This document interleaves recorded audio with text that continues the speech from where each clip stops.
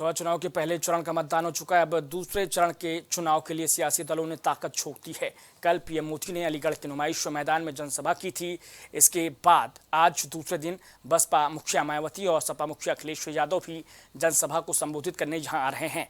दोनों की अलग अलग जगहों पर जनसभाएं होनी है। इसी कड़ी में दोनों नेता मेरठ भी जाएंगे। सीएम योगी आदित्यनाथ का भी आज मेरठ में कार्यक्रम होना है।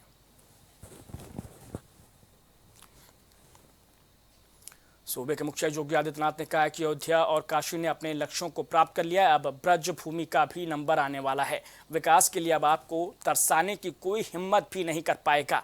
सीएम योगी ने आगरा के किरावली में जनसभा को संबोधित करने के दौरान मथुरा वासियों को यह संदेश दिया है।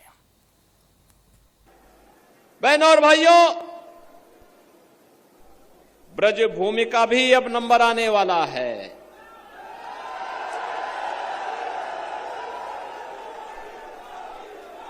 अयोध्या और काशी ने अपने लक्ष्यों को प्राप्त कर लिया है।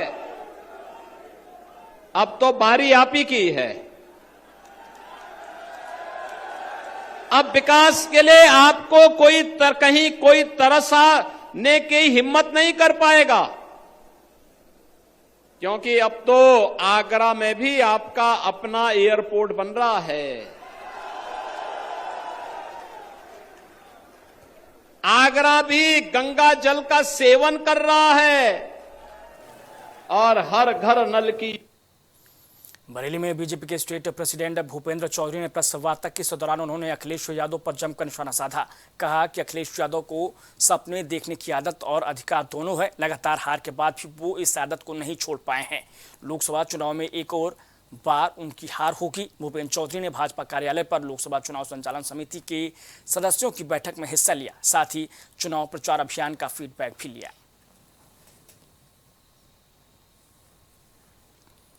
सीएम योगी आदित्यनाथ ने कहा कि भारतीय जनता पार्टी सरकार में जनता की आकांक्षा के अनुरूप विकास के काम हुए हैं। ये पहली बार देश में देखने को मिला है।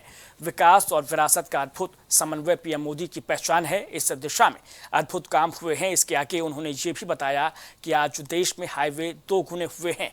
2014 से पहले 74 एयरपोर्ट थे, आज इनकी संख्या 150 से ज्यादा है।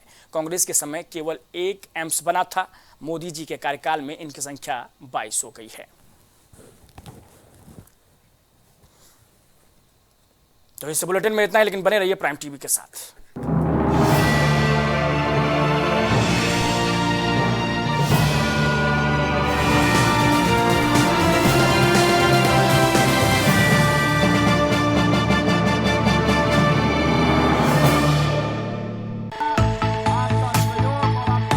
कुछ भाव पुष्प।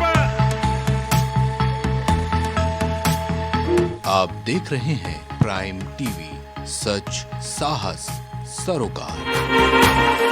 प्रॉब्लम्स थी जो मेरे को स्टेप्स चढ़ते हुए प्रॉब्लम थी, वो अब I think so 70% is improved. ठीक है, मेरे को एंकल में प्रॉब्लम थी एंड मेरे को नसेस मसल्स प्रॉब्लम थी, जो मसल्स में काफ़ी पेन रहती है, जो अब की इस टाइम पर एक बार मैंने लिया। मैं लास्ट टाइम आया था, उसके बाद मैं अब दोबारा आया हूँ, तो ऐसे 70% इज इम्प्रूव्ड, जो कि डॉक्टर नहीं कर सका। मैंने हाँ, मतलब मैं गंगा राम के हॉस्पिटल के डॉक्टर से तकरीबन 2 साल तक ये ट्रीटमेंट करा था, कि उनको समझ ही नहीं आया ये प्रॉब्लम क्या है। दैट इज अब बेटर है।